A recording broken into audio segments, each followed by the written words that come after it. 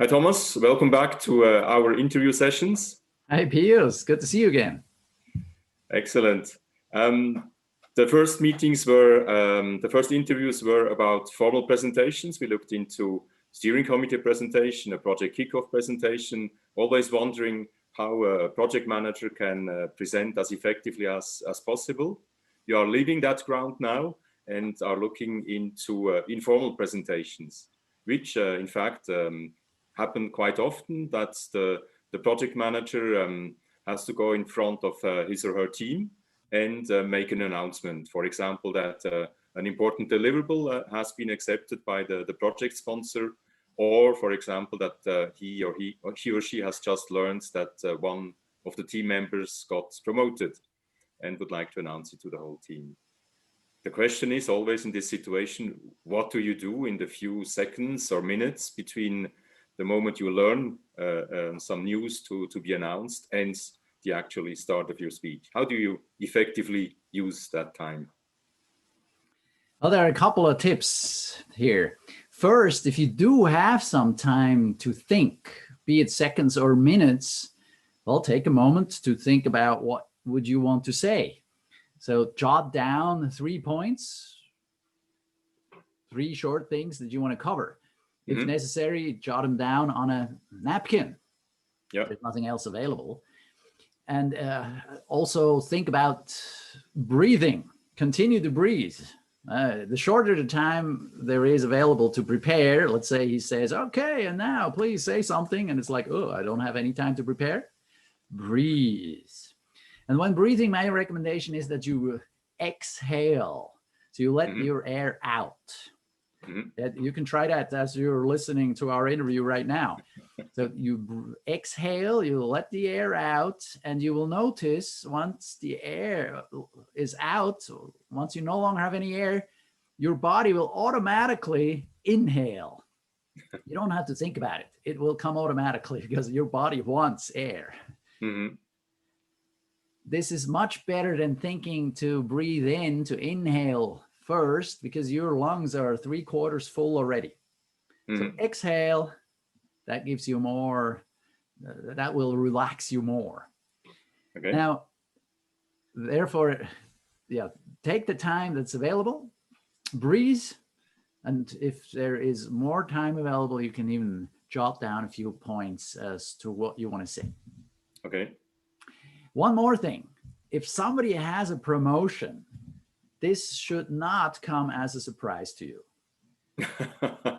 Okay. You should have heard it somewhere through the grapevine.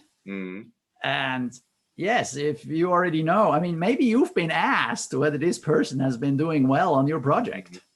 Yeah, correct. Is he ready for promotion? What is your opinion? And then, yeah, you gave an opinion. And well, if you got the promotion, probably your opinion was in favor of promoting the person. Therefore, you can already know in advance that this occasion will come around the corner anytime now.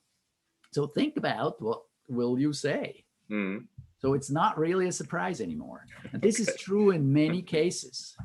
In many cases, your gut feeling will warn you ahead of time. Yeah. Okay. And you automatically will have more time to prepare, actually. Exactly. If you take the time. So it really usually doesn't take much time, especially if it's still a few days away. Your gut feeling says, hey, this promotion is coming up. Are there a few things I would want to say, like relate to a common occasion, something you experienced together that was of significance? And then when the time comes that the person is promoted and you get to say something, you can relate back to that common little story. Right. Yeah. We come to the actual speech. Are there different types of this kind of spontaneous speeches? In the sense more informational speeches or motivational speeches? And if yes, do they have kind of a simple structure that you can follow in order to be coherent with the occasion and the type of message you want to send? There are several possibilities to structure your little speech here. I mean, I wrote a little book about it. This is a great little ad here. The Speaking Impromptu. I have it both in German and in English. Excellent. And it covers several techniques that you can use. In my trainings, I cover the simplest one. It's called PPF. So there are only 3 letters that you can memorize easily. The first P stands for the past. So you share something from the past with your audience. So you would start with a sentence, something like, I remember when Joe and I first met on the project. And then you share this little occasion that is noteworthy. Yeah, it should be something that's of some interest, of course. If it weren't of interest, you probably wouldn't remember it. Yeah, right. So first you start with this past, the piece from the past. Then in a chronological order, you move on to the present. So you say, now, today, it is my pleasure, honor, and privilege to congratulate you to your promotion. Exactly. So that then is the present. So we all came together to honor you in your work, in what you've been doing for this project team, for this project, for making things happen. And we're looking forward to the continuing co-leadership with you on this project, having you now as a manager or partner or whatever it is. So in summary, you start out with something from the past, you move on to the present, and you finish off with something that looks into the future. PPF. Future. Okay. That's a nice piece of advice. Other people, the second technique that I can share, prefer to go into the classic format, in the classic structure you found in your English or, well, German or whatever language you speak or spoke in the composition class where you wrote essays. Many times they asked you to come up with something that speaks in favor of your topic, then say something about what speaks against it, and finally come up with a conclusion. Right. So really, it's like in favor, against, conclusion. Or in Latin words, thesis, antithesis, and synthesis. That's a nice structure too for someone who's more into natural sciences. Maybe that one comes sometimes more natural to him. Then again, in my seminars, I find that PPF works beautifully, and really 99 out of 100 participants in my classes, they manage to give a little speech in PPF format immediately. Okay. Yeah, sounds very useful. Maybe the second one for a bit more formal announcement where you have to communicate a message, in fact, to your team. I could very well imagine that. Yeah, thanks for these two hints. Now the question is, although the speech itself is mostly spontaneous and there is maybe some improvisation, can you actually train for this kind of speech? And how would you do that? Yes, of course you can practice. You can practice speaking off the cuff, speaking in an impromptu fashion. It's like anything, really. You can practice it. Think of someone who does improvisational theater. He has techniques in the background of his head, and then he uses those to come up with something creative. So here it's the same thing. You go and use every occasion to speak, to practice, be it at a birthday party, be it at a celebration, at work or at home. So as we had earlier, a promotion. Somebody has an anniversary. He's been in the company for 5 years, for 10 years. I hope that somebody will say something. They had to honor this person and to celebrate the occasion. We're coming closer to the year-end celebrations. Many countries, they celebrate Christmas. Well, that's a great occasion to speak. Really every country that I know of will celebrate the end of the year or the beginning of the new year, be it in December, January, or February. Those are great occasions to speak.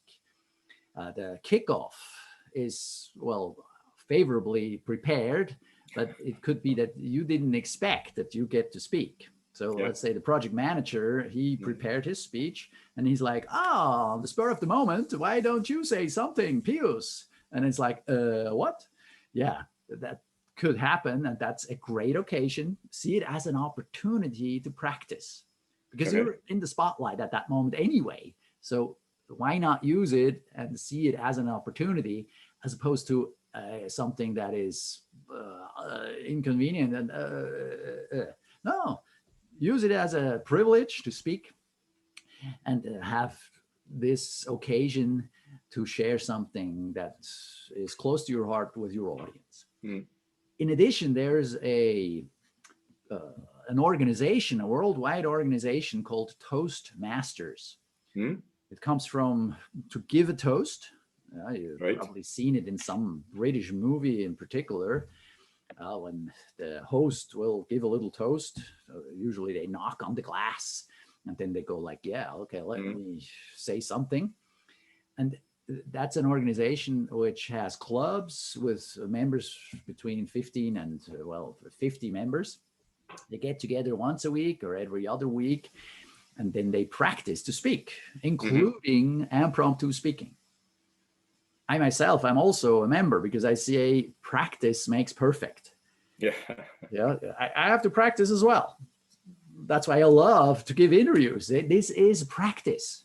When you think of the analogy in sports, somebody plays soccer as a European football or any other sport, it's, of course, every player will be practicing. He will be in training several times a week. Now, it is important for every player to be part of the real game, of the one that counts for the championship. If he doesn't get to play in the real game, he's out of practice of the real game.